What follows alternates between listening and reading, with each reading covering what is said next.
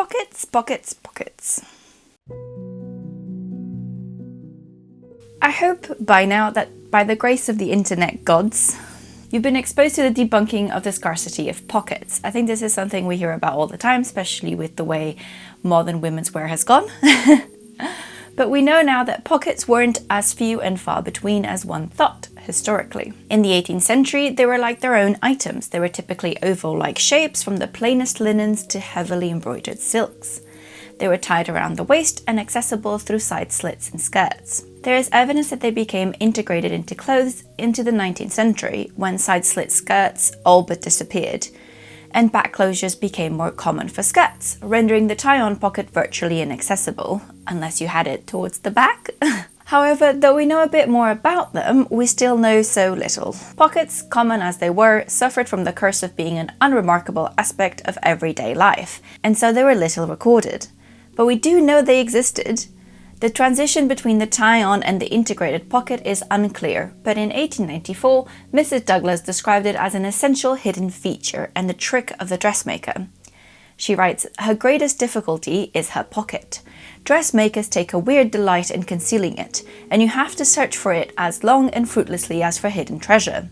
The indiscreet person who, without first extracting her purse, hires a hansom, rides around it inside in search of a pocket, whilst the astral body of the dressmaker hovers near and almost betrays itself by its malevolent chuckle of delight." I love this description of pockets. We've all rifled through our skirts trying to find the pocket, and turns out they did too. But for example, it was common to refer to pocket handkerchiefs, even for women, in etiquette books, implying by fault that there was a pocket in which to keep the handkerchief, or at least that there was a possibility of one. The Beadle's Dime Book of Practical Etiquette from 1859 advises both that pocket handkerchiefs should be white to show cleanliness and never take anything out of your pocket to lay on the table. Similarly, books like How to Dress Well on a Shilling a Day from 1876 indicate a need for 6 pocket handkerchiefs a year, for a total of 10 shillings 6 times, roughly the equivalent to £32 today, or 2 days' wages of a skilled tradesman back in 1870s. This book, which is dedicated to dressing well economically, still sees pocket handkerchiefs as an essential, especially having 6. It also advises to add a pocket to a skirt on the right-hand side as far back as possible, but it doesn't quite describe what type of pocket or how. One of the best resources, particularly for skirt pockets, is Bertha Banner's Household Sewing with Home Dressmaking. Indeed, the book declares, "Pockets cannot be omitted from the making of skirts." She provides 2 diagrams for pockets. A bag-shaped pocket, and B, a pear-shaped pocket, more like the 18th century tie-on pocket. Alongside the diagrams, it provides essential information, such as recommending a facing for the pocket opening about 4 inches deep, and to finish the pocket with a French hem, or as we call it today, a French seam. It places the pocket on the right-hand side as far back towards the back seam as possible, but in a seam, or if not possible, then in a slit. Positioned so it is hidden by a fold or a pleat, 3 to 4 inches below the waistband. This is really good information. You're locating the pocket on the skirt exactly. And finally, it recommends pockets are best sewn in by hand, the seams well overcast and the top secured to the waistband with tape. However, the superlative system of cutting ladies' garments from 1897 includes a pocket in its riding skirt, drafting a diagram that looks much more like our modern pocket. It recommends putting the pocket in on the left-hand side, either lengthways or crossways on the seam. Therefore, there is a precedent for putting the pocket on the left or right as you might require. I imagine it was on the left because riding you would need your right hand more, but I mean, you should put the pocket where you need it. But now that I think we have a clear idea of what to do, let's go on with it. Today, we'll be putting in a bag-shaped pocket drafted following instructions in Bertha Banner's Household Sewing and Home Dressmaking. This is my favourite type of pocket for historical skirts as it's very spacious and easy to put in. I've done dozens, usually after I've sewn the seams, and I usually forget the pockets, but today I haven't. And so I'm going to walk you through how I put a historical pocket in, and hopefully you can also add pockets to everything. Okay, so here's my pocket. It looks like this. And here is my pocket cut out. So I am not including a facing as I just described in this pocket, simply because I'm actually using matching fabric to the outside. But if you're not doing that, then you should measure 4 inches down from this here, and then put in a facing. This pocket that I'm using, as you can see, has a rather odd shape compared to modern pockets. So this is the slit through which your hand will enter, and this is the pocket bag itself. This is the bit that will be pleated down to fit and tied onto the waistband, just so you get an idea, but I'll walk you through the steps, don't worry. If you want to draft this pattern yourself, I'll link down below in the description a link to Bertha Banner's book, or I'll also be putting a little bundle with all my pockets up on Patreon. If you're interested in that, I'll leave that link also in the description box. So the big thing is that this pocket is cut on the fold here, but I have many times when I've been short on fabric cut this with a seam here. You just have to add seam allowance and then make a seam there. It's all right, it adds a little bit of bulk, but that's not the end of the world. And the first thing we're going to do is actually to be finishing the actual pocket seams with a French seam as recommended by Bertha Banner. This is because a French seam is very sturdy and it works well for pockets because it will contain the raw edges really easily. And yeah, it's not difficult. And also this is very lightweight fabric. Usually the pocket should be of lightweight fabric, but sturdy. And so there's even material called pocketing. Historically they used silesia a lot, which is like a cotton fabric. But you can also use whatever's matching to yours as long as it's not very thick wool. I wouldn't recommend putting thick wool in as a pocket. And yeah, so now we're going to be doing some French seams. In case you're new to French seams, basically you sew the seam once. In this case, I'm going to sew all of this with the right sides facing each other. For this fabric, it doesn't matter because it's the same on both sides. And then you trim down that seam, you press it, and then you flip it and you sew again. So I will show you that in a bit more detail, even though this isn't a French seam tutorial. Let's sew.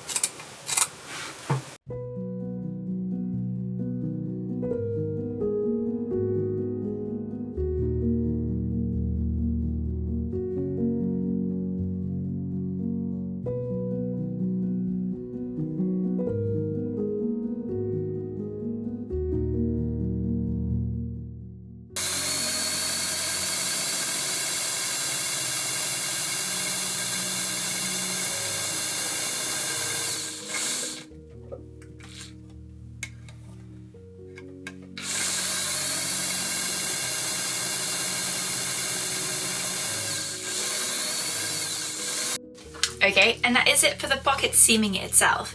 So now I'm going to seam my seams on my skirt so that I can fit it in. So the gap that you'll need to leave is this measurement, whatever that is on your pocket. Mine is 6 inches. So when I'm sewing up the side seam, I'm going to place this 3 inches down below the waistline, and I'm going to leave a 6-inch gap in that side seam so that I can put in this pocket. So let's do that. Okay, so I've pinned up my skirt. So I've decided to put it between the side back and the back panel. And that is because they do recommend to put it as far back as you can.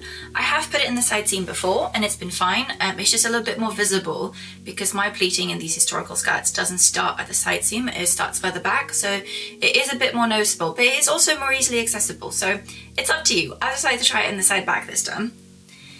And I can show you here that I mark my gap with my horizontal pins so that when I'm sewing, I can get to it, backstitch, stop, and then start again here.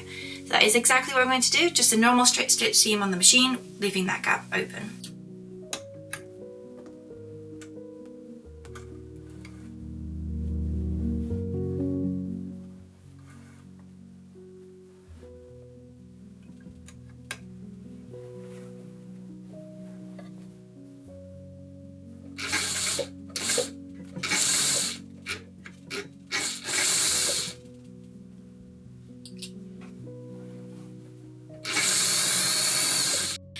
Okay, so I've got here my pocket gap. So the only other thing I did was that this skirt has some decorative top stitching across the seams on either side. This is something that was very common in Edwardian like skirts that weren't fancy, and I really liked the look, so that's exactly what I've done. And so I just top stitched on either side, and you can see here that there's a little bit of rippling, and this is because this, unfortunately, both of these seams are on the bias, and it does already have a curve, so fitting in the pocket might be a little bit tricky, but I think with some patience we can do it. So here is the pocket, and this is just going to go in here, and it's really that simple. So you're going to want to angle it so that it should fit like this, basically, but on the inside. So you want the bit that's going to be pleated and attached to the waistband at the top here, and then the pocket bag going down. And typically you want to angle it so that your hand, if you're using your right hand, is going against your body. So if you're going into your, it doesn't matter so much if it's on the side back seam, but on the side seam you want to make sure that it's angled properly so that you can slide your hand towards the front. So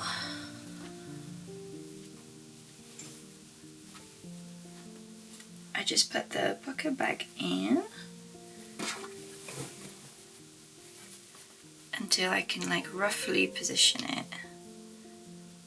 like this. And sometimes something that I'll do is that I'll turn the seam allowance inwards by my seam allowance before I do this with the iron, but today I'm just doing it like this so you guys can see. So this is the pocket gap here, and this is my end of my pocket here, and so I just turn it down like this, and I sort of just fit it into that corner and pin it.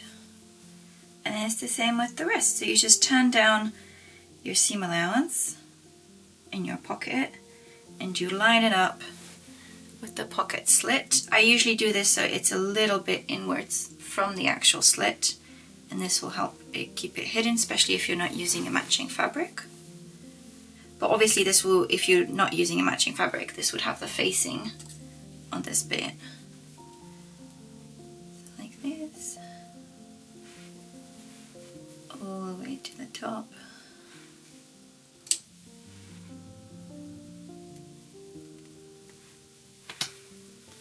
And then the other side.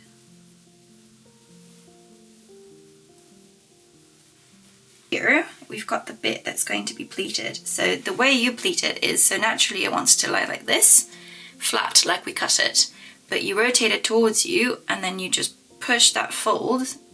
That is how I do it. I just push that fold in until it lays nicely in like a pleat,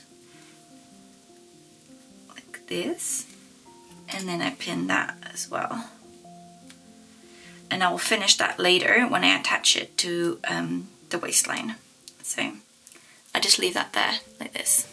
And now I go back here and I can finish off. Now that that's pleated, I can just make it fit in the pocket slit a little bit better. Done. And now I just hand sew it into place. So typically I use just a really tight and dense whip stitch. So that's exactly what I'm going to do.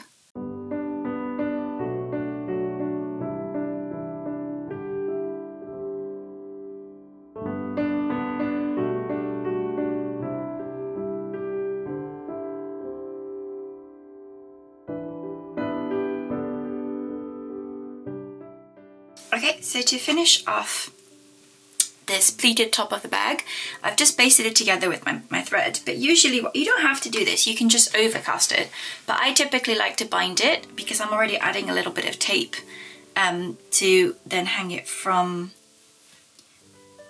the waist. So typically this is the bit that will hang from the waist. I've just cut it a bit long so that I didn't have to fuss around with it. And so I just pin that into place because then I don't have to sew it twice. And then I fold down the edges of the tape and I just cover it.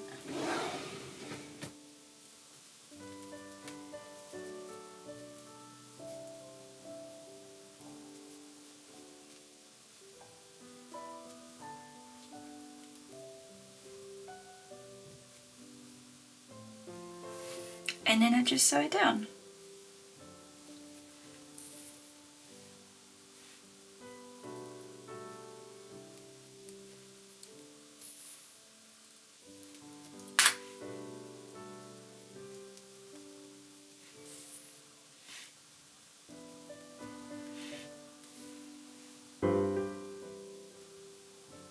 I do typically sew this down with a back stitch just because it needs to be really sturdy, because it's also attaching the tape that hangs from the waistline, which helps take some of the weight of the pocket contents off the side seam.